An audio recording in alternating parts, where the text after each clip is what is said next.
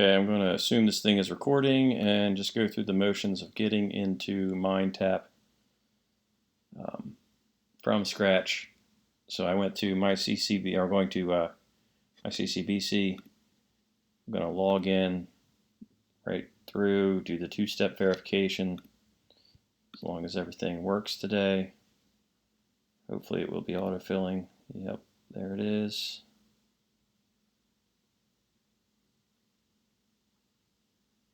And okay, usually it doesn't take this long.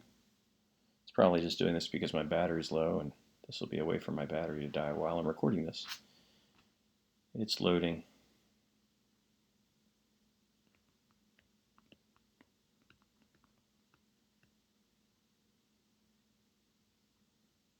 Okay, so this is the page I land at. Then I go to My Courses.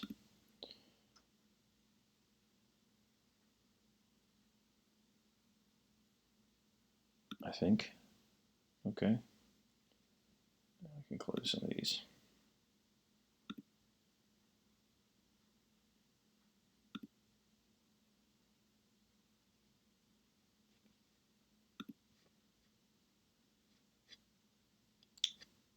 Still loading. Okay, and then I'm going to choose from my classes which one I want. And let's see, I think I'll choose this one. It's my largest section. So it lands on this. This should be the same for everyone watching this. And now I've set up MindTap and the text to be under Content. So I click Content. And then what you have, I don't think the students will see this. This should be hidden, but this should be there. If it didn't open up on that page, we over here, what it is this text and homework. I'll always name it something like that, text and homework, textbook, maybe MindTap, something like that. So you click on that, and it will open this page that you see here. And then you click on this link, and then it takes you to a fairly redundant page where it says click here to open your content. Yes, of course, that's actually why I clicked on the last click. But then you click on that, and it opens MindTap. And it opened it in a new tab, which I like. So you can go back to Brightspace anytime by going back to the other tab. So it's loading, I think. Yes. And now, mine landed on this with week 2 expanded. Okay. So one thing I'm noticing, students have a lot of questions about where the homework is. And part of why I understand why that's a question is because the first activities are listed down here in week 3. Okay, the reason that is so is because I have to set up MindTap before the classes begin, right? I set up MindTap about 1 week before the start of the semester. So from MindTap's point of view, the beginning of the semester is when I set it up. About 1 week before the semester is to MindTap week 1. They don't know, the machine does not know when the semester actually begins. It only knows when you started it. So it started way back on the week of August 26th. To MindTap, that's week 1. Well, of course, there are no activities due on what it thinks is week 1 when it's week -1 to the CCBC students. We're not even in school yet, so you can't have anything due. And then week 2, from MindTap's point of view, well, that's the first week of classes when you're just getting there and just, getting to class, getting your syllabus, and getting the assignments.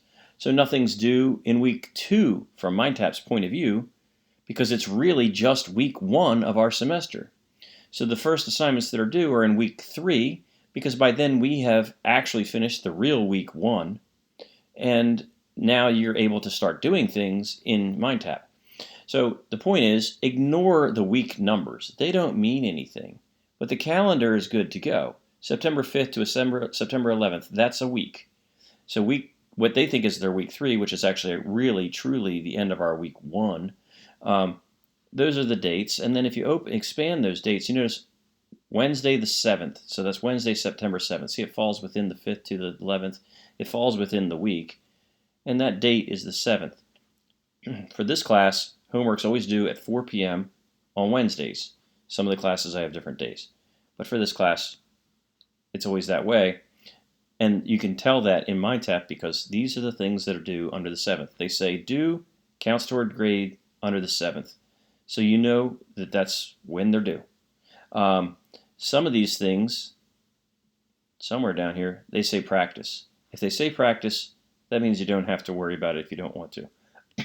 They are a good idea to do. They don't take a lot of time. They'll make you smarter, but you don't have to if you don't want to. I have Chapter 2 currently in here. I think I'm going to change that for this particular class. They're not ready to have that due on the 7th, but currently that's what it's set at. Another way to see when things are due, or what's due when, is maybe a better way to put it. This is called the calendar view we're looking at. See this little calendar up here? They call it the rolling week view. Well, that makes sense too. But it's a calendar. You see it has dates. So this basically answers the question of, on what date, what is due? On a date, it lists everything due. Okay. Another way to ask, when my homework is due, is to look at this view. They call it the outline view. If it loads for me, sort of like it's the table of contents of the book. Now, what this answers, the way this is a question and answer, is to say, when is this assignment due? Or when are the assignments related to this, or this, or this due? And so you expand those, and it answers that question. Everything about getting started, or what I just call the intro, is due September 7th at 4. And they're listed here as counts towards grade. So those are the things that are due, or when they're due. Chapter 1, of course we're going to do Chapter 1. Well, when's Chapter 1 due, you might ask? It opens it up to the different parts of the chapter, and you can explore those. Okay, the book is due September 7th at 4 p.m. 3 activities are associated with the book. There they are. They're due September 7th at 4 p.m. for this class. Concept quiz, counts toward grade, due September 7th, so forth. And then the other, I know there's nothing under practice and apply. You can look. Okay, I don't need spam right now. Thank you very much. I didn't assign this. It's just practice. Do your homework. Expand that. And yes, sure enough, the homework is due, counts toward grade, due September 7th, 4 p.m. So those are some ways to know what's due or when it's due in MindTap. Hopefully that helps some people out.